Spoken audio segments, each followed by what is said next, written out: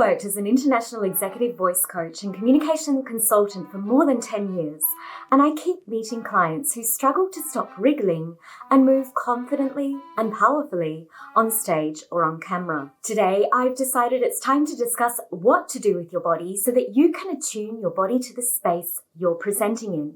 Because over 50% of my clients report that they often wriggle and fidget when under performance pressure, especially while presenting or speaking on video.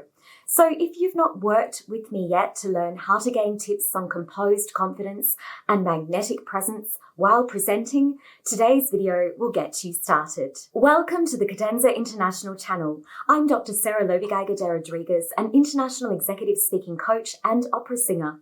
I run my own consulting business, Cadenza, in Melbourne, that serves internationally, where I help experts sound interesting and authoritative. We train you for the boardroom, public speaking, media presence, venture pitching, and public visibility. If you're like most people, knowing what to do with your body on stage and behind the camera lens is a real issue. Today, we'll work through many exciting strategies to help you with movement control on stage and on the camera. I'll provide you with the top 5 ways you can stop wriggling erratically and include practical suggestions around the face, how attire can help with posture, how to be centered and more symmetrical for your audience, ideas around organizing the size of your movements, and bespoke suggestions applicable to camera and stage work. So make sure you make yourself comfortable. We have many new ideas to go through to help you out. Grappling with actual or anticipated public speaking situations, individuals experience physiological reactions such as heightened heart rate, facial or skin flushing, and electrodermal activation. This physiological reaction is typical and tends to involve a speeding up of your body. Do you notice similar symptoms when on stage or speaking on camera? Share in the comments what are your top movement concerns, and I'll be happy to give you some ideas or solutions. Your face cues need mastery and control. We each have various mannerisms and idiosyncrasies that make us who we are, and with all due respect, this is permissible for daily life. But be mindful that the movements of your face may distract from your message intention. When behind the lens, most speakers are dismayed at what they see because the face moves too much. Showing up with confidence and elegance on camera and on stage needs to be expressive, but an excess amount of movement, especially at the brows and lips, can disarm the confidence of your delivery. Here are a few behaviors to watch for. Furrowing and raising of the brows, racing and darting eye gaze, signaling the flight and fight response, excess head tilting and movement that closes your gaze and facial symmetry. Your audience and viewers judge social information about your personality, temperament, confidence, and credibility, and the face is usually the first indicator of how open, warm, and competent you are.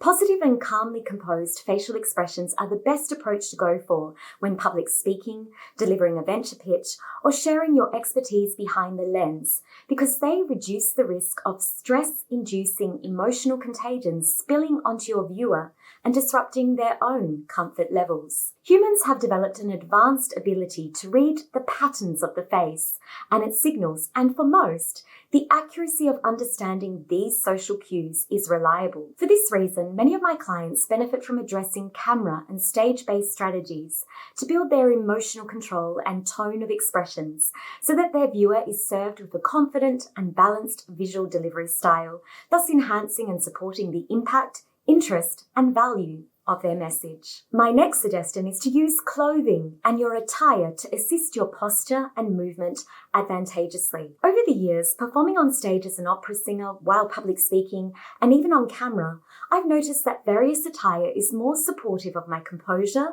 stance, and visual presentation. Here are a few bespoke tips that you might like to consider. Fitted, tailored clothing tends to require our body to position more expansive right angles, especially at the risk zones of your shoulders, hips, and legs. You might notice that if you wear a well-structured blazer suit or even turtleneck, your torso has a greater chance of achieving a confident symmetry. Loose-fitted and comfortable attire, while looking relaxed, will not always work well visually, especially if you have less physical awareness of your postural symmetry. If I'm on stage in a draping flowing gown, I run the risk of following the draping lines of the dress and slumping my carriage and waist. This will not only impact on the vocal power I need for singing clarity, but render my physique less elegant, composed, and confident for the audience. I do much better in a corset. The same can be said for the camera. You might have noticed that I frequently wear turtlenecks because they suit me well by providing a clear guide of my desired posture and holding me into position much more effectively. My viewer will also receive a solid block cue of my body that looks more expansive, thus building credibility rather than irregular, allowing the core focus and attention to the center of my face, thus increasing rapport. You might like to consider how you can apply something similar. Turtlenecks are not for everyone and all scenarios, but interestingly, even Steve Jobs was a great fan of the bottleneck long sleeve, possibly for this very reason in how it drew the focus to his face. On the Cadenza channel, we have more videos and tools on this very topic of posture and stance which you might enjoy. In particular, you should check this one: how to carry yourself with ideal posture for confident communication composure, as well as how to be petite and powerful. And you might also find some ideas in our latest bonus resource, the Workwear White Paper. Useful as well, especially in terms of navigating important decisions around what to wear while public speaking or on stage to build gravitas and charisma. You can find the link to this resource in the description box below. But now it's time for our next recommendation. Center your center to add symmetry. When we center our posture, we align the eye gaze and face, ready for our audience or viewers' reception. This enables us to close the social distance between our viewers by inviting them into our world, a powerful tool to establish rapport and affinity while on stage or speaking on camera. The angle and position of our gaze with eye-directed eye contact will directly be like calling your audience members by name. When we meet their eyes, be it through the lens or gazing in their proximity from the stage, we increase their participation in our message, and by virtue of the increased social attention, also trigger rank and leader cues. Leaders are looked on more by their followers, and rank relationship between individuals can be revealed by tracking the direction of attention and identifying which individuals become the predominant focus of attention and the eye gaze. Sustained gaze creates signaling control, whereas followers tend to avert their gaze, signaling submissiveness when responding to other initiated eye contact. This maintenance of your eye gaze with the camera and the crowd is a vital cue for leadership presence and also worthy to consider when around the office. But now it's time for our next suggestion. Consider refining your movement size relevant to the medium and the audience. Speaking on camera and on stage is not like real life. The view frame is drastically different. In both cases, it's advisable to minimize movement. While gesture and expression are vital for charisma, they should be measured and intentional. Movement for movement's sake or in excess will distract your listener and may also transfer the feeling that you're too frenetic and neurotic with your emotions, plummeting your reliability as an expert on the field. Here are a few practical tips that I hope you find helpful. Let's first address tips for the stage and movement. When on stage, everything is different from the camera and real-life face-to-face conversations. Did you ever attend a presentation or talk and notice excess wriggling, flapping, or pacing in the speaker? Perhaps you found this distracting and disengaging, or maybe what appeared to be erratic movement on stage was the quickest indicator that the speaker was highly strung and anxious in front of the crowd. The skill to move on stage in a way that is composed without excess wriggling requires both body regulation in the face of performance pressure, and a fine-tuned precision to the nature of the space. The way you present and move your body needs to take into account the nature of the space. Whether it is an arena, lectern, high stage, barrel stage, or auditorium, each venue needs a bespoke approach to how you position your body to achieve a dynamic and engaging view frame for your audience. In some cases, inexperienced or untrained presenters can overlook this nuance and as such, Despite their best intentions, their body moves in a way that disregards the precise visual setup of the presentation venue and its relationship to the audience. Let me elaborate. A small lecture theatre, boardroom, or outdoor amphitheatre require different physical cues so that your movement size, movement speed, body angles, and degree of expansiveness is a symmetrical match to the audience's view frame. Now, consider, who are some of your favourite presenters? Share their names in the comments below. It's often helpful to watch your favourite speakers and see how they move on stage or camera.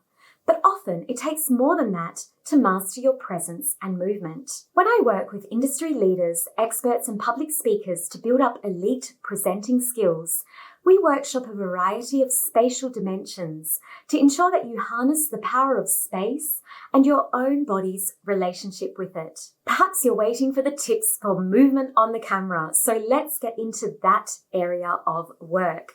Movements on the camera need to be smaller and less frequent if you want to build credibility and presence. Excessive hand gestures, pointing, and head movement will transfer as erratic and neurotic for your viewer. Before you think that public figures are born with a natural camera presence, think again.